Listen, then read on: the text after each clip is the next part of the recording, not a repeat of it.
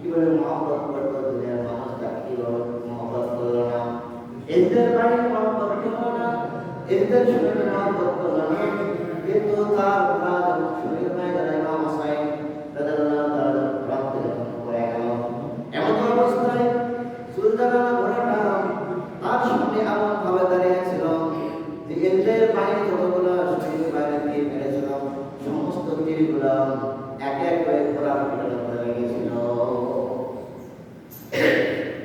ঘোড়াটা কখন ইমাম হোসেনের গায়ে তীর লাগতে দেয় নাই, তারপরে শত শত তীর লাগার পরও তিনি যখন ইমাম হোসেনের বিরুদ্ধে লাফায় গেল এবং ঘোড়াটা যখন তাবুর দিকে চলে গেল তারপরে পরিবারের লোকজন বুঝতে পারল যে ঘোড়াটা যখন ফেরত এসেছে অবশ্যই ইমাম হোসেনকে তারা শহীদ করে দিয়েছে। আমাদের মুশরিকরা তারা যুদ্ধ করেছিল, তারা কিন্তু নামাজ পড়েছিল, কি নামাজ পড়ে নাই?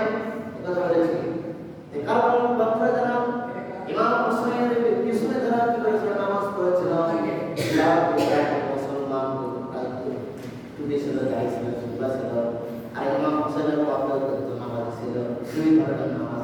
তাই কারণে কথা বলেন না, তাই ইমাম হোসেনের পক্ষে যারা নামাজ পড়েছিল আল্লাহর জন্য দিনকে কায়েম করার জন্য যারা নামাজ পড়েছিল এই নামাজ নিয়ে যাবে জান্নাতে, এই নামাজে কোথায় যাবে? এই নামাজ নিয়ে যাবে জান্নাতে। আর যারা সীমার পক্ষে যারা নামাজ পড়েছিল ওই নামাজ দিন প্রতিষ্ঠার জন্য পড়ে নাই, লোক দেখানোর জন্য করেছে, ওই নামাজ নিয়ে যাবে জাহান্নামে। কোথায় যাবে? আর ইমাম হোসেন রাদিয়াল্লাহু তাআলা কি ভালোবাসাটা ঈমান, এটা কি ঈমান। নবী করিম সাল্লাল্লাহু আলাইহি ওয়াসাল্লাম ইমাম হোসেন হাসান রাদিয়াল্লাহু তাআলা আমাকে এমন ভালোবেসেছেন যে নবী করিম সাল্লাল্লাহু আলাইহি ওয়াসাল্লাম বলেছেন যে আমার হাসান হোসেনকে ভালোবাসো সেজন্য আমাকে ভালোবাসো, বলো সুবহানাল্লাহ। তাই হাসান হোসেন যারা কষ্ট দেয় তারা যেন আমার নবীকে কষ্ট দেয়, তাই নবীর কষ্ট যারা দেয় তারা জাহান্নামে যাবে, জান্নাতে যাবে। কোথায় যাবে? জাহান্নামে যাবে। যত আমাদের নামাজ পড়ি না কেন, যতই টুপি থাক না কেন, জুব্বা থাক না কেন, ইমাম হোসেনের পক্ষে থাকতে হবে। কারণ ইমাম হোসেন রাদিয়াল্লাহু তাআলা এমন জান্নাতি প্রাপ্ত সাহাবা যে আমার পক্ষ থেকে তিনি সুসংবাদ পেয়েছেন। নবী করিম সাল্লাল্লাহু আলাইহি ওয়াসাল্লাম আহলে বাইতকে ভালোবেসে বলেছেন স্বয়ং আল্লাহ তাআলা আহলে বাইতকে ভালোবেসে বলেন সুবহানাল্লাহ। তাহলে এই জুলজালাল ঘোড়াটা ইমাম হোসেনের কে এমন ভাবে আত্মহত্যা করলো, পাটিশন হয়ে দাঁড়ালো, শত শত যখন দূরে থেকে ফিরে আসতে লাগলো সমস্ত কি ঘোড়ার গায়ে উপরে লেগেছিল। এত ভালোবাসা আমার বন্ধুরা, বনের পশুরা ভালোবাসে, পাথর ভালোবাসে, আসমান জমি সবাই ইমাম হোসেন হাসান রাদিয়াল্লাহু তাআলাকে ভালোবাসলো, কিন্তু এজিদ ভাই তাদের অন্তরের মধ্যে বিন্দু মাত্র একটা ভালোবাসা জন্মিল না যে আহলে বাইতের প্রতি কিভাবে নির্যাতন করছে, নিগ্রহণ করছে। আহলে বাইত সম্পর্কে নবী সাল্লাল্লাহু আলাইহি ওয়াসাল্লাম জান্নাত ঘোষণা করেছে, তাদের প্রশান্ত হৃদয় জন্মিল, ভালোবাসা জন্মিল না। যেমন একটা ঘটনা ঘটেছিল কারবালার প্রান্তরে যখন ইমাম হোসেন রাদিয়াল্লাহু তাআলা শহীদ হয়ে গেল, চতুর্দিক থেকে অন্ধকার হয়ে আসলো, তারপরে উপর দিয়ে একদল কবুতর যাচ্ছিলেন, কবুতর দেখলেন তারপর অন্ধকার আকাশ শুরু হয়েছে, প্রান্তর অবস্থায় দেখি কি অবস্থায় দেখলেন, তখন উড়ে দিয়ে যখন নিচে নামলেন দেখলেন ইমাম হোসেন রাদিয়াল্লাহু তাআলা পুরো দেহ মোবারক করে রয়েছে। কবুতর আর কোন করতে শুরু করলো, তৎকালীন সেই অবস্থায় ওই একটা সাদা কবুতর ছিল, সাদা কবুতর তার আহলে বাইতের প্রতি এত মহব্বত আসলো, হোসেন রাদিয়াল্লাহু তাআলার প্রতি এত ভালোবাসা আসলো যে ইমাম হোসেন রাদিয়াল্লাহু তাআলা শরীরের তারা রক্তগুলো ওই কবুতরটা সারা শরীরে লাগলো, মাথার পর উড়ে চলে গেল। দয়া লাগে রোজা মোবারকের মধ্যে চতুর্দিকে ঘোরা দিতে লাগলো আর কন্দন করতে লাগলো, হায়রে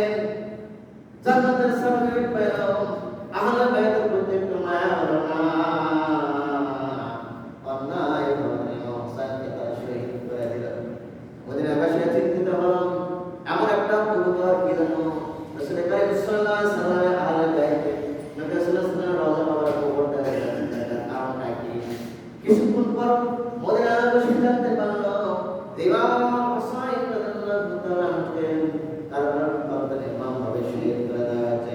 তাদের বুঝতে পারতে পারল না। এমন ভাবে ওই সাদা কুকুরটা গাছের উপরে দাঁড়িয়ে বন্ধন করতে শুরু করে দিল। মদিনার বাইরে একটা ইহুদি বসবাস করত। তার সঙ্গে একটা মেয়ে ছিল, কুষ্ঠরোগী মন্দ মেয়েটা। বাবা সারাদিন কাজ করার পর মেয়েকে তার খাওয়াতো। একদিন হঠাৎ করে দেখলো তার বাবা ওই রাত্রি তার আসে নাই। মেয়েটা ক্ষুধার কারণে ঘর থেকে আস্তে আস্তে বের হলো। বের হয়ে দেখলো যে কি যেন একটা ক্রন্দন আসছে, পাখির ডাকার একটা আওয়াজ ভেসে আসতেছে। তার পাখি বুঝলাম না। এভাবে তিনি গাছের নিচে যখন বসে গেল, আর ওই পাখি কবুতরের ক্রন্দন তিনি শুনতেছে। হায় রে, পাখি এত ক্রন্দন করে তার কারণটা কি? মহিলাটি ইচ্ছা করে গাছের দিকে যখন তাকালো, আল্লাহর কুদরতের খেলা, ওই পাখির গায়ের থেকে যখন এক ফোঁটা ওই মেয়েটার চোখে যখন পড়ে গেল, সঙ্গে সঙ্গে ওই মেয়েটার দৃষ্টি ফেরত আসতে গেল। সময় তাহলে এমনভাবে কবিতরটা মেয়েটা যখন একটা চক্ষু যখন ফেরত পেল, ওই চক্ষু তাকে দেখলো যে গাছের উপরে সাদা কবুতরের গায়ে রক্তমাখা শরীর নিয়ে ক্রন্দন কাঁদছে, বজ্র নয়নে কাঁদছে। আবার যখন তাকালো, আর রক্ত যখন আরেকটা চোখে পড়লো, সঙ্গে সঙ্গে আল্লাহর কুদরতের খেলা, দুটো চোখ আল্লাহর খেলা করে দিল। সুবহানাল্লাহ। শুধু তাই নয়, ওই মহিলাটা ওখান থেকে আর পারে না। ওই ক্রন্দন কাঁদতে যখন কান্না করছে কবুতর, কান্না যখন শুনছে, এমনভাবে কবুতরের যখন আর কয়েক ফোঁটা ওই মেয়েটার গায়ে যখন পড়ে গেল রক্তটা, মেয়েটা ছিল আল্লাহর তরফ থেকে রক্ত পড়ার পর ওই মেয়েটা মেয়েটা সুস্থ হয়ে গেল, অন্ত থেকে ভালো হয়ে গেল, কুষ্ঠরোগী থাকবে না। এদিকে বাবা যখন ফেরত আসতে বাড়িতে, ফেরত এসে দেখলো তার মেয়ে বাড়িতে নেই। হতভম্ব হয়ে গেল, আমার মেয়ে কোথায় গেল? পাশে থেকে গাছের নিচে একজন মেয়ে দাঁড়ানোর অবস্থায় ডাকতে বলল, মা তুমি আমার মেয়েকে দেখেছো নাকি? কারণ আগের যে চেহারা, সেই চেহারা পাল্টে গেছে, সুন্দর চেহারা নিয়েছে আল্লাহর পক্ষ থেকে।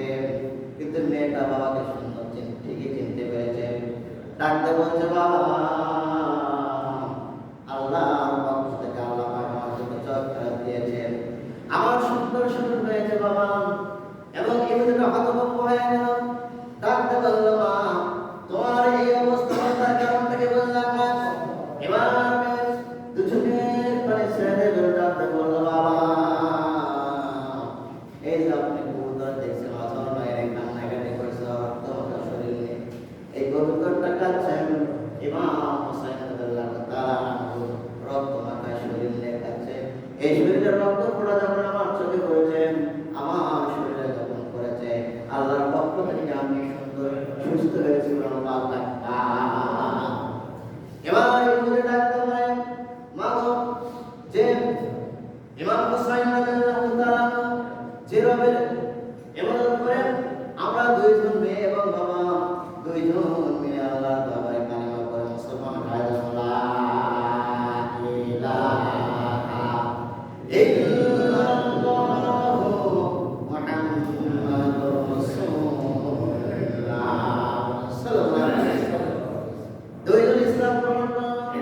তাহলে বোনের পাখি ইমাম হুসাইনকে চিনল, বোনের পশু ইমাম হুসাইনকে চিনল, পাতা ছিল আসমান যেমন সব কিছু চিনল। কিন্তু নবীর উম্মত এক ধরনের দুষ্কৃত উম্মত, এজিদ বাহিনী তারা ইমাম হুসাইনকে চিনল না। আমার বন্ধুগণ, নবী করিম সাল্লাল্লাহু আলাইহি ওয়াসাল্লাম ইমাম হুসাইন রাদিয়াল্লাহু তাআলা ভালোবাসতেন। একসময় নবী করিম সাল্লাল্লাহু আলাইহি ওয়াসাল্লাম খুতবা দিচ্ছিলেন, ইমাম হাসান এবং হুসাইন আসতেছিলেন। নবী করিম সাল্লাল্লাহু আলাইহি ওয়াসাল্লাম দাঁড়িয়ে ইমাম হাসান এবং হুসাইনকে সঙ্গে করে নিয়ে কোলে রেখে চুমা দিলেন। বলেন সুবহানাল্লাহ। এত ভালোবাসতেন তার নাকি, এত মহব্বত করলেন ইমাম হুসাইন রাদিয়াল্লাহু তাআলা এত ভালোবাসলেন।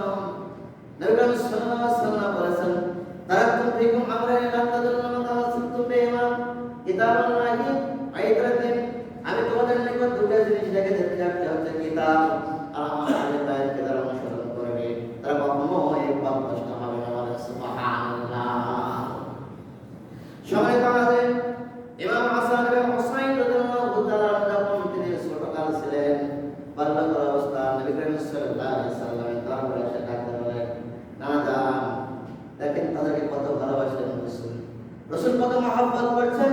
ইমাম হাসান হুসাইন রাদিয়াল্লাহু তাআলা ডাকতে বললেন, আজান আপনি বড়, আপনি উত্তম না আমি উত্তম।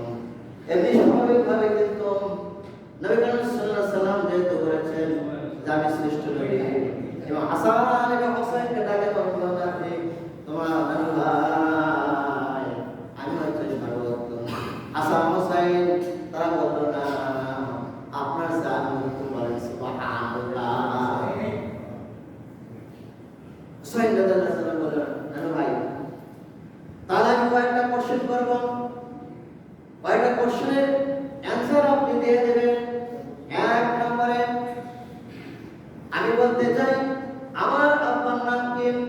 আপনি তো ভালো করে জানেন আসাদুল্লাহ আল-গালিব, যার নাম আরশের গায়ে রয়েছে আসাদুল্লাহ আল-গালিব, বিজয় সিংহ জান্নাতের সার্টিফিকেট পেয়েছে।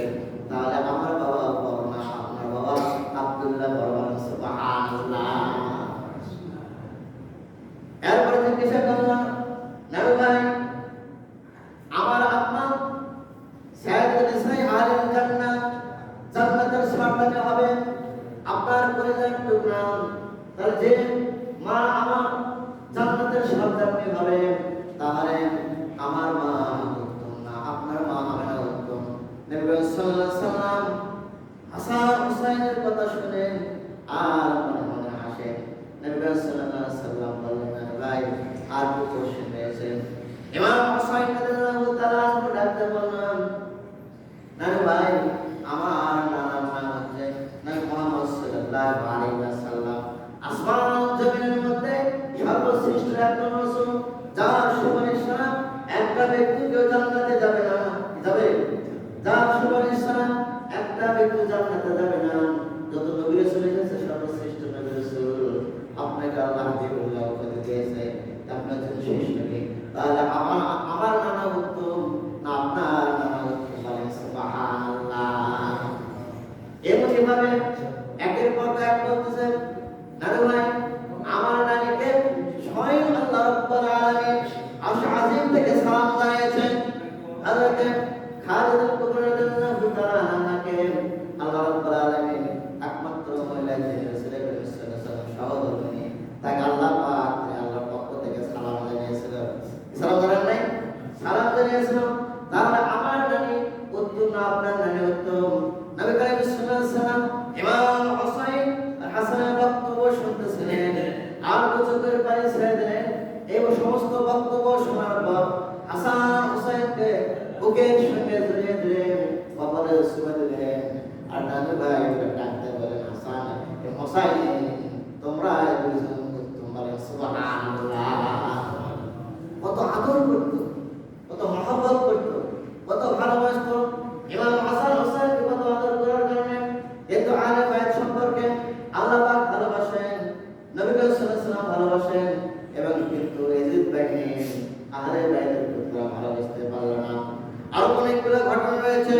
একবার নবী করিম সাল্লাল্লাহু আলাইহি ওয়াসাল্লাম এর পাশে যখন জিবরাইল আলাইহিস সালাম আসলেন, মানুষের রূপ ধরে, দেখলেন তলবের রূপ ধরে যখন আসলেন, এমন ইমাম হুসাইন রাদিয়াল্লাহু তাআলা ডাকতে বললেন, নানু ভাই আপনার কাছে যখন সাহাবা রয়েছে, এই সাহাবা তো মানুষের রূপ ধরে আসছে, মনে করেছে সাহাবা। এখন বলল, আমি আপনার কোলে বসবো না, আমি বসবো ওই যে আপনার সাহাবা যে বসে রয়েছে তার কোলে বসবো, এবং তার নিকট আমার আপনার তার নিকট আমি কিছু খাবার চাই। আজ থেকে 3 দিন পর্যন্ত কোনো খাবার নাই। নবী করিম সাল্লাল্লাহু আলাইহি সাল্লাম বললেন, ভাই আমার কোলে তুমি চলে এসো। ইমাম হুসাইন রাদিয়াল্লাহু তাআলা বললেন, না তার নিকট খাবার নিয়ে তার কোল থেকে আমি নামব না। হযরত জিবরাইল আলাইহিস সালাম আল্লাহর নামে ডাকলেন, আল্লাহ ফেরেশতা তো কোনো পোশাক পায়খানা নেই, খানা পিনা নেই, আছে? ফেরেশতার কি নাই? পোশাক পায়খানা নাই, খানা পিনা নাই, তারা পুরুষ হয় মহিলাও। কি কথা বুঝতে পারছেন? তারা কখনো খানা খায় নাই। এবার জিবরাইল আলাইহিস সালাম ডাকতে বললেন, ইমাম হুসাইন আমার নিকট খানা চাচ্ছে, আমি তাই কিভাবে খানা দেব?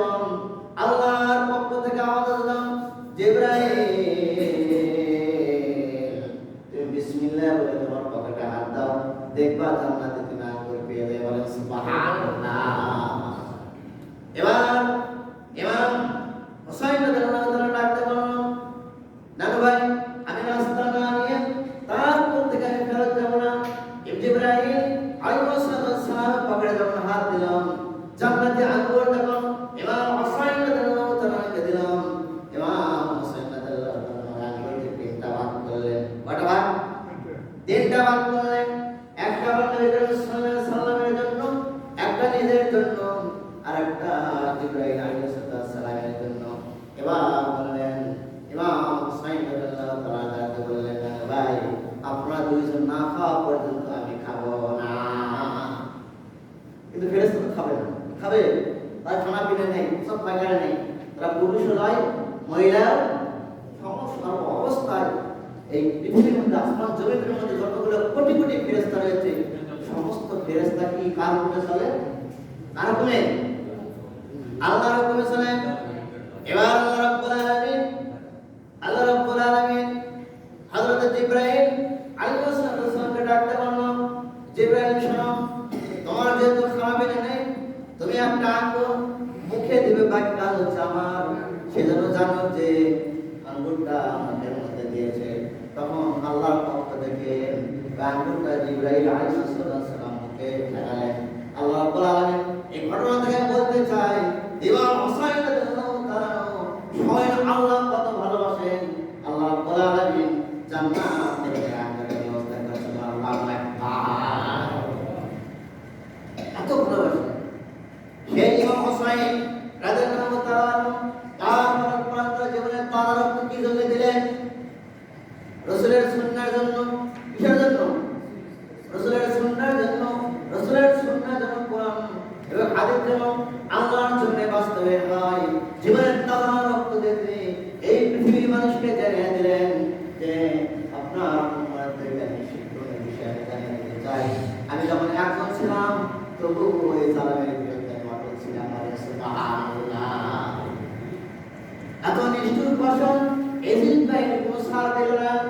ইমাম হুসাইন কিন্তু যুদ্ধ করতে যায় নাই, ঠিক আছে নাকি? ইমাম হুসাইন কখনো যুদ্ধ করতে যায় নাই। কত আক্রমণ করছে এই জমিনের মধ্যে, তারা যুদ্ধ করতে যায়। যুদ্ধ করার পর এমন কথা রয়েছে যে কাল্লাটা কেটে সেই লাশের উপরে লাফালাফি করে।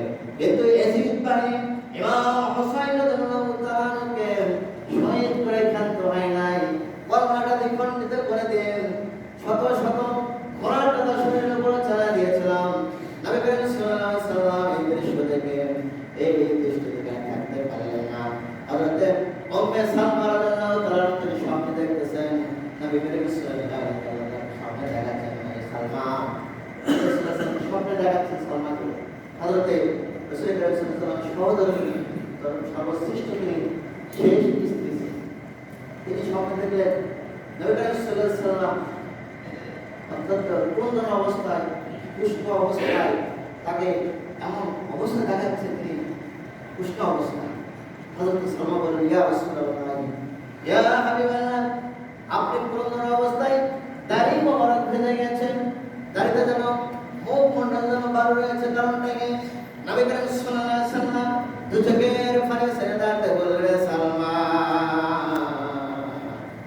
এই মুহূর্তে তার প্রাণ থেকে চলে আসলাম, দেখলাম আমি আমার ইমাম হুসাইন রাদিয়াল্লাহু তাআলা কল্লাকে দ্বিখণ্ডিত দিয়ে তার শরীরের উপরে শত শত ঘোড়া দাঁড়িয়ে দাঁড়িয়ে সালমা, তোমার বাড়িতে আমি মাটি রেখে দিয়েছিলাম, দেখো এই মাটিটা রক্তবর্ণ হয়েছে।